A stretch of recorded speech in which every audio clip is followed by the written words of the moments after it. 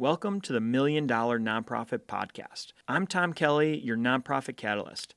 As the founder of Charity Auctions Today and Donor Books, I've spent almost 2 decades helping organizations like yours break through fundraising barriers, engage communities on a deeper level, and accelerate meaningful growth. In this podcast, along with my incredible guests, we'll uncover transformational ideas, tackle challenges head-on, and share insider strategies that you won't find anywhere else. Each episode is designed to take your nonprofit to the $1 million mark and beyond, because impact doesn't scale by chance, it scales by choice. So let's get started. Josh, welcome to the $1 Million Nonprofit Podcast today. Hey, Tom, how you doing?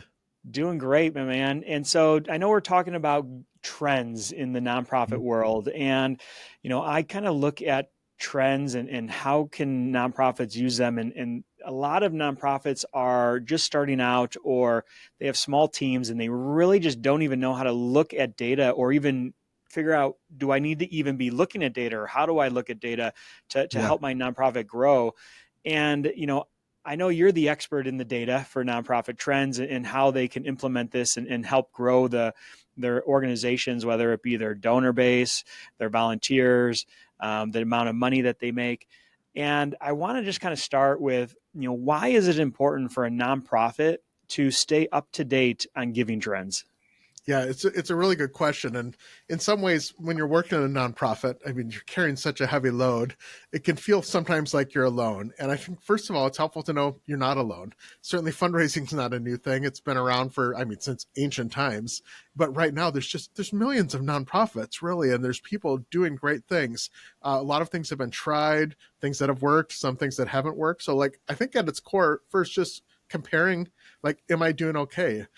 Maybe it's for ideation. What are other people doing that's worked for them that maybe that would work for me? I know every situation is special. We're all very special. We have our uniqueness, but there's also a lot of things that are not so unique that we can learn from. So what's working, what's not?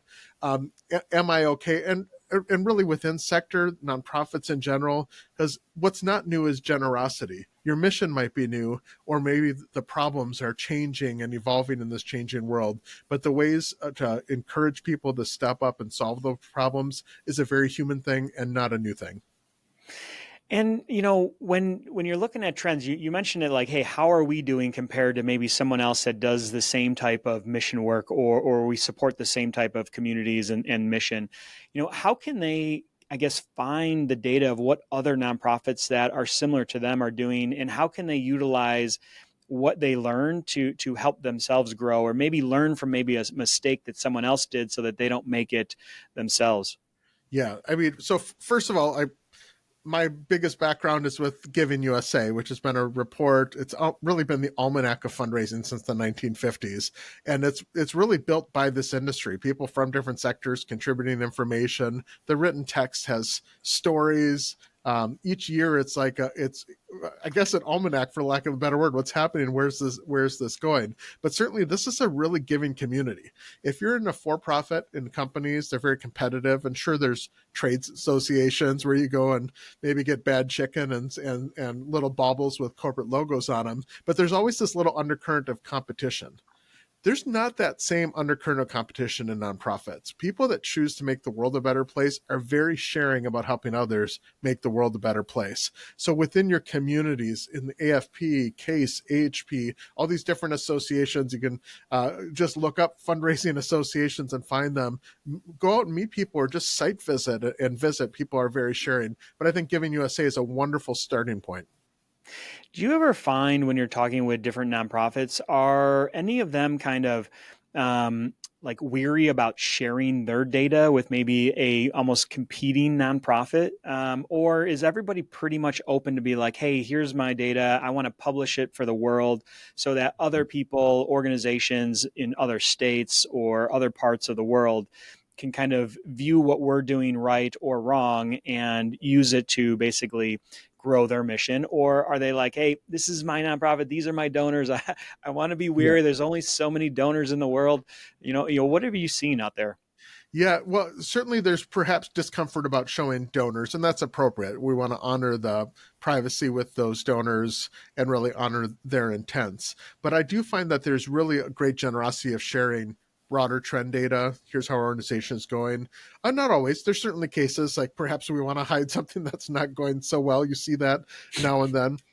But for the most part, we see very welcome sharing. Like with the Giving USA data, we're pulling it right from the IRS, so we have a little bit of it's less of an issue, I guess, from the IRS data. But a lot of this data is very public at the high level. You can look at a 990 and see how a nonprofit is doing. So the broader level data, I think there's openness, but I think it's fair. I mean, donors, for many of them, it's a very personal thing. Sometimes wealthy donors are kind of hit on all sides being asked for money. And so it's not just that they're protecting their donors, although that is definitely the case quite often. They're also protecting those donors and their own time as well. Yeah, and I saw a trend recently that, the total giving continues to grow, but the amount of people giving is going down. Yeah. Why do you think that's happening, and what's kind of causing that? Yeah, this is probably the biggest challenge in philanthropy today, is that fewer people give. And this isn't a per capita. There are fewer donors in the United States this year than last year, and this has been going on for 2 decades, really. We saw that in the Great Recession, kind of a big shift then in '08 and '09, which shows us that there has been economic shocks that have contributed to it. Like a quick example, in '08 and '09, giving did drop down, but it climbed up at a rate of about 11% a year. At the same time, the higher education sector grew by 42%. And we're like, wow, why are they doing so much better? Because then we saw other sectors like international affairs and environment flat to declining those 3 years. And we dug into it, and what we found is higher education was more aligned to the high net worth. The environment and international affairs, for example, were the most connected to the middle class. We saw the wealthy people in the United States growing by about 42% during those 3 years in their own income and assets, whereas the middle class was flat to declining over those years. It had less to do with how well the nonprofits were doing and more to do with their audiences. So over that time, we've seen economics have been tougher on the middle class. If you're trying to decide between milk, eggs, gas in your car, or if I'm going to give to charity, that's a tough choice. You're going to choose your essential needs first. And so I think that economics over time has shifted also nonprofits. Like, well, we're only getting traction from our high net worth.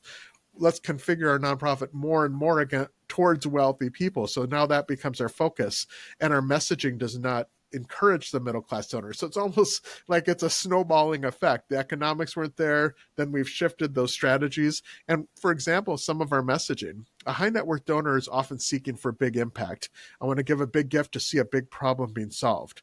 If I'm giving $50, I probably don't believe that's going to majorly solve a huge problem. And what I'm going to respond to more is like, giving is good. It feels good to give. It's a cultural value, or people like us do things like this, where I might see value in my community. But if the focus and the messaging is around big impact and big gifts, I might be lost in that conversation. One of the services that we provide is we help entrepreneurial families set up family foundations and create a legacy. And we design this, what we call legacy by design. And it's really just kind of setting up their family for that 100-year vision and how they can kind of utilize their money now to make impact in the community. How do you see family foundations kind of playing a role in some of these trends and kind of helping out either some of the larger nonprofits that you've seen, or even some of the smaller ones? Yeah, it's a wonderful question, because it's one of the biggest trends is in structuring of philanthropy. This is really kind of the key area of family foundations. You might also include donor advised funds and other smaller scale structuring, but certainly the family foundation. What we saw is in the growth of giving in the United States, it's over $500 billion, $557 billion last year. There was 4 segments that grew by more than double digits, 10% growth last year. And the top among those was giving to foundations, actually setting up those foundations. More people gave into foundations than gave to higher education, than gave to the arts, that even gave to all the donor advised funds. So there's something to be, well, the national donor advised fund sponsoring groups like your Fidelity Schwab, but setting up those family foundations. And what we found is it sort of tracks just these broader giving trends. As more and more giving is coming from the high net worth, those are the same audiences that are more likely to really be planful, to be thinking about their charity. Like you mentioned, long-term, what's our family legacy? How can we involve people in philanthropy. And it's a very wonderful way to do that is through setting up those structured models.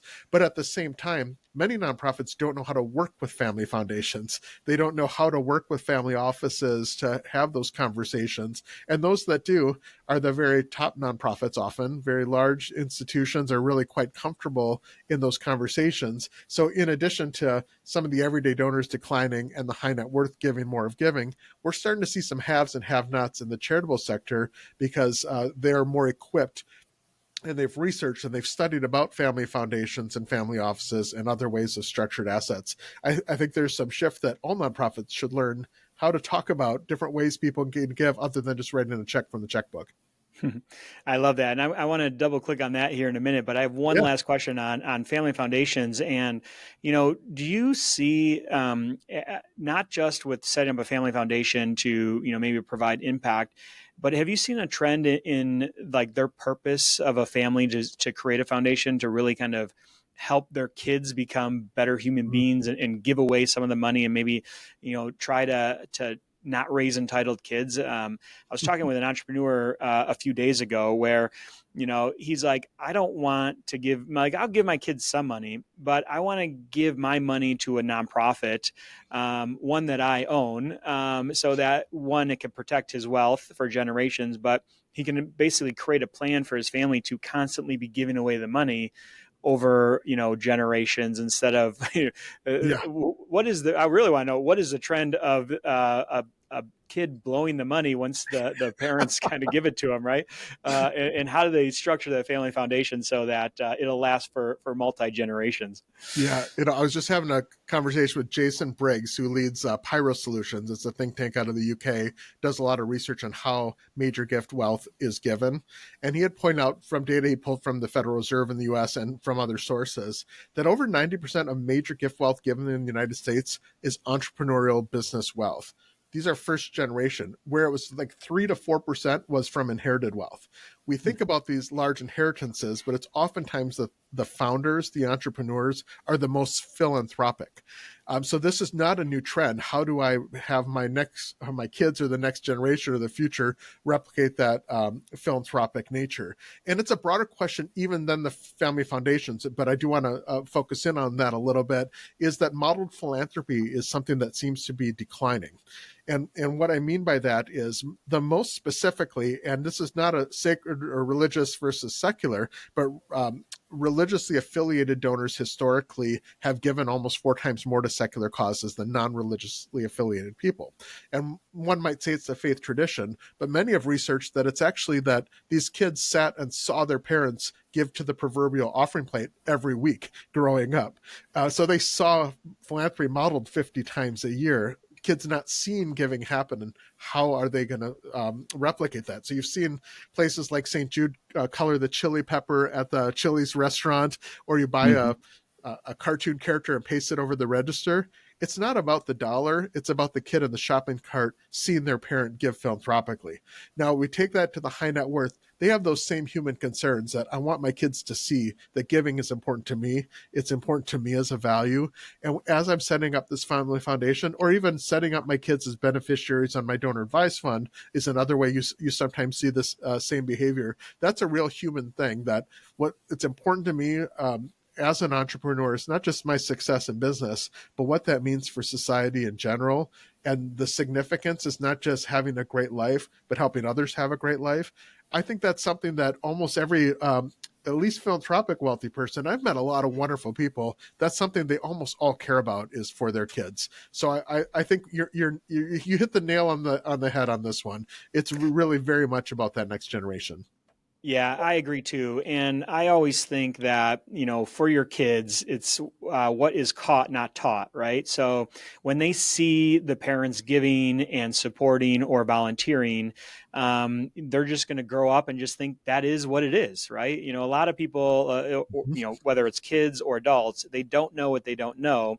So they have to be shown, hey, Yeah. this is how you should do this. Like every business owner didn't build a successful business without learning or talking to somebody else that has maybe gotten to that point there. And I want to tell a quick story. Yeah. So I have a family foundation. My kids are young. They're 9, 12, and 13. And the other day in the car, my wife and I are driving home with the family, and my daughter is, part of their giving plan is they have to go volunteer when they find a nonprofit that they want to support, because we give each of them money to give out that they choose. And my daughter's like at 13 is like, oh, I'm going to go and volunteer at this organization. And my son in the back seat's like, oh, I want to go too. And it's like, you want to go with your sister to go volunteer? Like, where did this come So from? Like, and so it's just one of those things where at 12 years old, just because I'm taking my daughter to go volunteer at this nonprofit that we're going to in 2 weeks, my son's like, well, I want to go with you guys. Like, my wife was going with my youngest okay. to softball, and I'm taking my daughter to volunteer. And now my son wants to go instead of going to softball. So it's like, they're starting to see at a young age, like, hey, let's volunteer. Let's figure out, how can we help other people? And because we started at a young age, they got to feel that gratification of helping other people, kind Mhm. of, when they give their first check to a founder, and the founder isn't expecting it, and it's coming from my daughter or my son, and the founder starts crying, and they pull them in for a big bear hug, and then my kids start crying. It's like, that's when you hook them. And Oh, so yeah. that's why it's like, now it's like, oh, I want to go help here. Like, well, we're not doing anything on a Saturday. Let's go help over here. And it's just a great tool or vehicle that basically almost forces us to be more philanthropic and giving than if we didn't Yeah. have it at all. So it's amazing, just being able to do that. Yeah, I love that. And perhaps it's easier for us to see it at the family level, like to talk with our kids. This is why we do this. But sometimes I wonder if even in a broader community level, our culture, we're so private about money. When I was growing up, my dad never told me about the bills. Like, I had to figure that out on my own when I moved out. And he was religious, so I did see him giving. So that from that modeled philanthropy example, but I don't know if culturally we talk about giving outside of being asked for gifts by nonprofits as much, and talk about money and how that's uplifting and that volunteering, because you just by modeling that behavior for your kids, they pick that up. And there's sort of this cultural, like, I want to fit into a group that we all have. And this is what fitting into this group means. And I think within a family, and our family, this is what we do. We go help out at the shelter, at the serving food or packing lunches or whatever it might be. And what we know is, like, from some of the research out of University of Maryland and their Do Good Institute, that pro-social behavior begets pro-social behavior. People that, say, serve on a jury are more likely to vote. People that vote are more likely to volunteer. People that volunteer are more likely to give. That there's almost a contagious nature of benevolence, that even if starting something small like helping out can be a huge part of a pathway towards philanthropy and doing great for society. Yeah, I love that. So let's get back into our questions here, right? So that Sure, that was sure. great. I love that little break off there. What advice would you give a smaller nonprofit that's trying to attract donors, in the current landscape? And I know we just had an election. Do you anticipate it being better or worse for nonprofits? Like, how does that kind of every 4 years, right? We're going to go through an Mhm. election. Does that have a big impact, or are people still going to be supporting, nonprofits no matter what? Yeah, I think on both fronts. I mean, the overall advice in the current climate is you can't change the economy. And in some ways, you can't change the perception of the economy. As some would argue, the economy is much better than people believe. But we're coming off of cumulative inflation, and the middle class is crunched. So there's no question about that. But we do know that there's great value in being in a community. First of all, if I'm giving to an animal shelter, I'm saying something about what I value, and I'm likely to enjoy knowing other people that give to the animal shelter. Many nonprofits focus on cultivating this donor to give to their mission and forget about introducing them to each other. Because when these donors become friends, we've seen as much as 4 to 5 times increase in lifetime giving with no fancy science, but just our donors became friends with each other. It was a reinforcement cultivation, and every nonprofit can build community among their donors. So I'm not just giving to you, I'm joining a group of people that are choosing to give to you. It's a subtle difference, but an important one. And I think part of that is they want to be invited into your mission. These high net worth donors, they're invited in. Bill Gates probably feels he's curing malaria or he's solving these problems, even though financially it's money so that other researchers and lots of other ecosystems can do that. But he feels part of it. And it's easy for us to think of a high net worth donor feeling part of a mission. But how can we help the everyday donor feel part of our mission? That's something we can all be doing.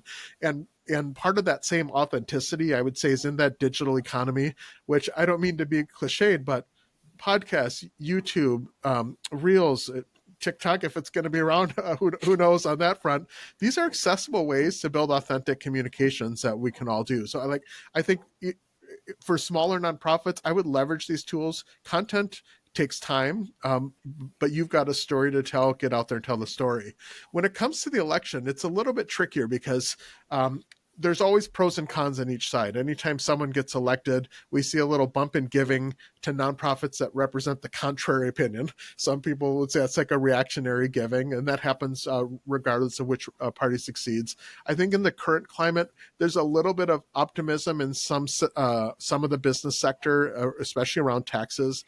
The Tax Cuts and Job Act, which went into effect back in 2017, did have some adverse impact on the mid-level giving, so the $5, $10, $15, $25,000 level gifts, and which were right below that itemizer line, and that's kind of where we saw that adverse effects. But a lot of economists thought actually it probably lifted up overall giving outside of those segments. So it's hard to say one tax policy is going to be good or bad, because some people will make more money and maybe they will give that. Other areas might decline in giving.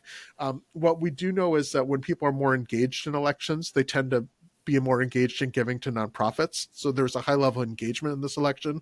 Maybe that will be something that's really positive. I would, what we also saw was during the pandemic, people gave much more locally towards parks and communities that I can use while I'm quarantined or whatnot. And then once we moved, and then it started to move international again when we started to see international conflict. Like Ukraine was an area we started to see international giving again. So what happens in the geopolitical space, both inside our borders and outside, can affect where money flow goes. If we see pain around the world, people do respond. If we see pain in our backyard, people want to solve those problems. But also, it's easy to think about that from essential needs, like hard things like food, clothing, shelter. When times are tough, people do step up to solve those. When people feel that times are good, they tend to give more towards self-actualization, future, innovation, big ideas. And so depending on that direction, that's something I'd pay attention to.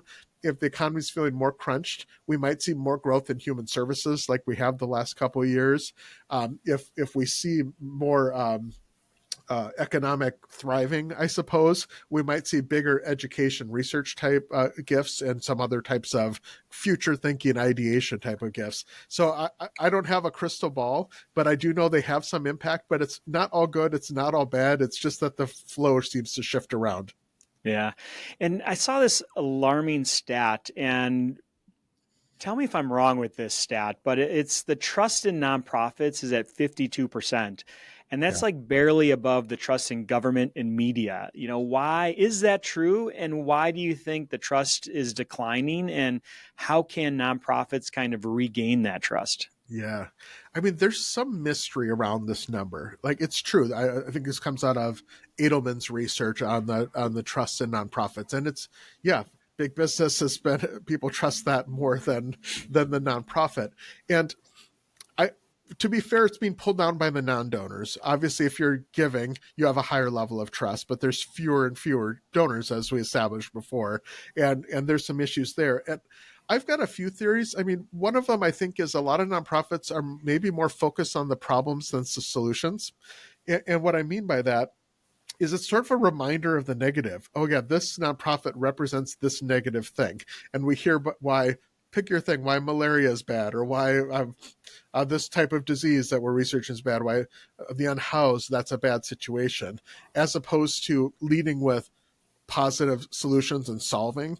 So in some ways, maybe just psychologically, we're reminded, maybe it's guilt, like there's a lot of bad things, I can't help everything. And so there's some negativity there.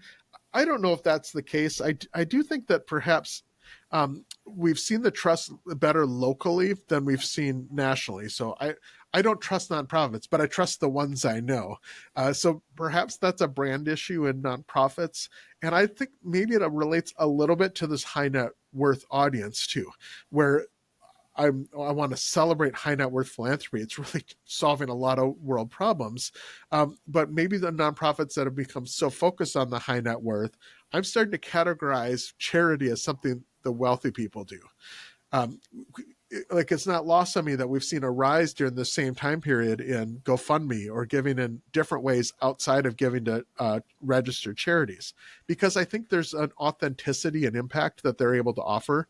When I volunteer or when your kids going with you volunteering, they see the smiles on the faces of the other person that they're working with. When I give to a GoFundMe, I know who I'm helping and I can see that being helped. When I send $100 to charity, I've got hope at the best because so few really can give me that same authentic feeling, right? Yeah. So how can the nonprofits embrace some of that authenticity that we're seeing in other non-formal charitable mechanisms that we see all around us? Yeah. Well, and that's the thing is when we have our kids give from our family foundation, we make them hand a physical check out.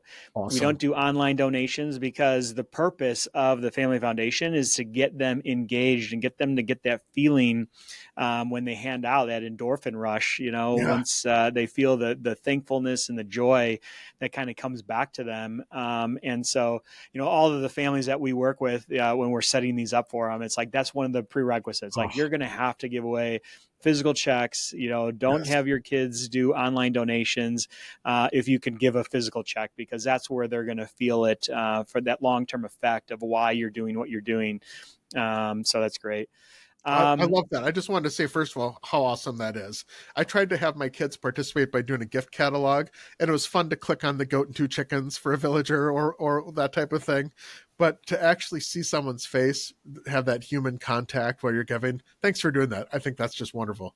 Yeah, it's been a game changer. I mean, just to see where my kids started from before to afterwards, like, Oh, I'm an entrepreneur. I have an office, and in the summer, I can't get them to come into the office to, make some extra money by shredding paper or bringing me coffee or filing paperwork. But I can get them to give away money, and to the point where there's like, yeah, let's go volunteer. I'll get off my PlayStation and I'll go volunteer, and we're going to go do some fun stuff. And who can we now give away money to this quarter? So yeah, it's definitely a different vehicle. But again, if we didn't have this in place, they would still be doing, on their devices on the weekends, yes. and they wouldn't be thinking about, supporting other people, or even just an activity of getting out of the house. And that activity is now productive and helping other people. So it's Yeah. definitely been a game changer. And my wife will tell you the exact same thing. She's the CEO of our family foundation, and Yep. she just loves kind of what we're able to do and kind of the kids Yeah. that we're raising now. So it's definitely a game changer. I love that. I mean, what you're seeing, like with your family, is that real joy of giving. And I Yeah. think so many people talk about giving as like a burden, like, oh, they're asking me for money again and so forth.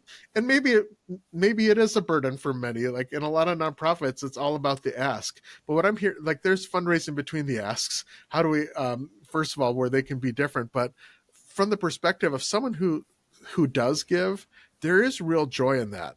Uh, and there's something really noble about the profession of fundraising that's not often talked about, is we're actually helping people do for them things that give them joy.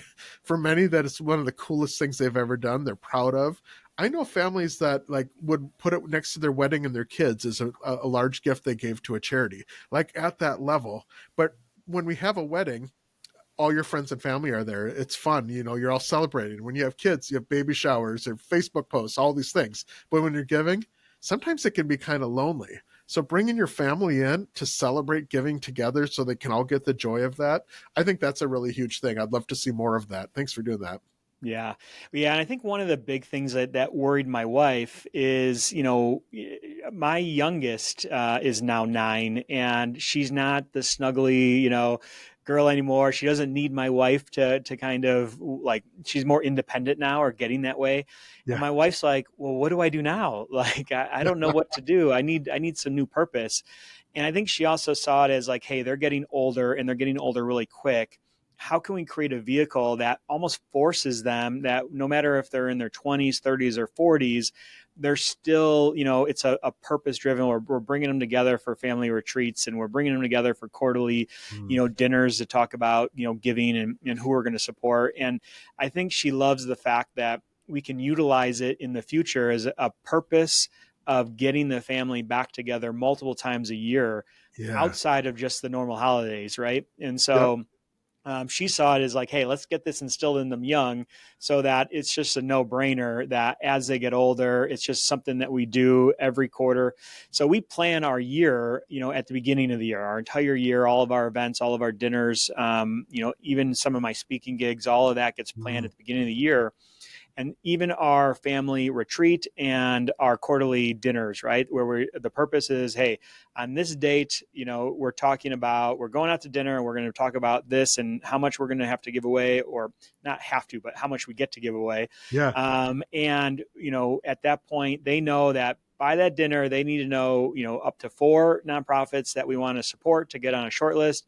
And then we kind of talk about them, right? And so, it's all pre-planned at the beginning of the year, and that's just something that we're doing every single year. So even when our kids Wow. are in their 30s and 40s, it's just something that it's just already planned for the year. It's already in your calendar, and there's Yeah. no excuses to not show up and get together. So Oh, my wife really loved the ability to be able to do something like that, and she's just scared that they're growing so fast that one day they're just going to be gone and they're not going to come back. oh, it's the And fear. I've this is got the way. college age kids. I'm right there with you. Like, and that's hard to deal with. But in addition to just like sharing those behaviors and having an opportunity to connect as family, I also like that they're bringing, say, 4 charities that they want to support. Because to narrow that down means you're probably looking at way more than 4 to get an idea of the landscape, what's out there, and also to evaluate what's important to me, what do I value. That's important thinking for all of us to have, especially those of us in the blur of life. We're going to work. Maybe we get the letter, maybe we get a email request for charity, but maybe just sitting back sometime outside of who's asking and say, what does matter to me? What is important to me? To start that thinking process, because it's very tough with such a broad variety of nonprofits to give to. Like, you want to help everybody. That's one of the challenges of giving. Like, thousands and thousands of places, probably millions of places are worthy. But if I'm going to make an impact, how am I going to make that choice? I think that's also a really valuable skill set. Yeah, well, here in Illinois, there's like 87,000 nonprofits, right? And so, we understand and we let our kids choose. And we understand that, hey, what you like now, probably, you'll want to support something different in 5 or 10 years. So, it's a great way of them to really experience all of these different types of organizations, as they get older. Mm-hmm. And, once they start having kids and they start bringing their kids into the mix, that's going to be exciting because then it Oh, yeah. almost starts all over again, right? So, like my daughter now is into travel sports, and she wants to help buy equipment and things like that for underprivileged kids so that they can play the sport too. And so she's focusing on that right now. My Awesome. son loves firefighter organizations and things like that. So, and then my youngest daughter, she wants to give to every homeless man on the street. And Oh, yeah. so it's just one of Good those for things her. that it'll be cool to see how it evolves over time, Mm. and kind of how they change based on their current level. And when my daughter's about to go into high school, so it's going to be a whole new level of, she'll be exposed to different types of organizations and nonprofits Yeah. that she hasn't been to yet. So it'll be cool to see how it changes. Awesome. Awesome. Love it. Yeah.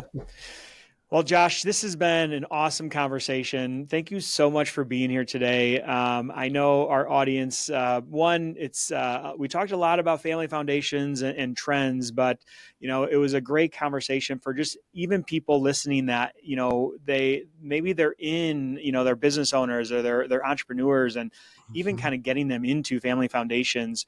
I'm hoping that this talk maybe kind of planted that seed, and then using that family foundation to also, help other, smaller nonprofits in their community, and kind of alleviate some of these trends that you're seeing, and hopefully will provide some growth. Once again, thank you so much for being here today. Thank you, Tom. The pleasure is mine. I really appreciate you doing this for the sector and for the world of philanthropy. Really cool. Great conversation. Yeah, we'll definitely have you back because I have questions that can go on for hours. So we're going to do another episode here shortly, and we're going to get some more information out of you. So, Josh, thank you so much for being on the Million Dollar Nonprofit Podcast today. We'll see you soon. Thank you for tuning in to the Million Dollar Nonprofit Podcast. If you'd like free resources to take your nonprofit to the $1 million mark, visit realtomkelly.com/playbooks.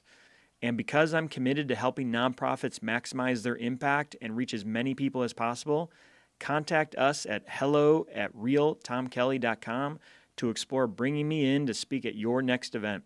And as always, I'm looking forward to sharing more transformative insights with you on our next episode.